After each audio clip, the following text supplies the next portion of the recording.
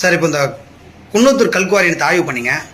ஆய்வின் போது அங்கே இருந்தவர்கிட்ட பேசும்போது நீங்கள் பேசின விஷயம் வந்து வைரலாக போயின்னு இருக்குது. அது குறித்து உங்கள் கருத்து என்ன சார்? அந்த ஆய்வின் போது நாங்கள் உரிய அதிகாரிகளோட தான் போனோம். ஒரு 10 வருஷமா அங்கே இருக்க மக்கள் எவ்வளோ அவதிப்படுறாங்க, எவ்வளோ பிரச்சனைக்கு நல்லா இருக்காங்க, அவங்களுக்கு எவ்வளோ மிரட்டல்கள் வந்தது. எனக்கு பெட்டிஷன் கொடுக்கும் போதுன்னு பார்த்தீங்க என்னென்ன பிரச்சனை.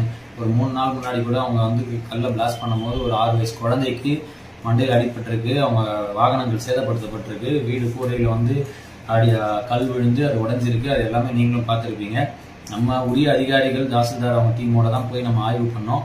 நம்ம போய் கேட்டது என்ன, அவங்ககிட்ட வந்து ஆஃபீஸ் எங்கே, ஆஃபீஸ் இல்லை, சைட் இல்லை, ப்ரோட்டோகால் விதிமுறைகள் எதுவுமே ஃபாலோ பண்ணல, எல்லோ லைன் மார்க்கிங் இல்லை, அது சர்வே நம்பர் போட்டு போர்டு இல்லை, அதுக்கப்புறம் செக் போஸ்ட் இல்லை, ஹேபிடேஷன் அதாவது யாருமே மக்கள் வாழக்கூடாது, பக்கத்தில் குவாரியில் ஒரு 300 மீட்டருக்கு யாரும் இருக்கக்கூடாதுன்னு இருக்குது. ஆனால் குவாரி கீழே வந்து வீடுகள் ஒரு 10 குடும்பங்கள் இருக்குன்றதை பார்த்துருப்பீங்க நீங்கள்.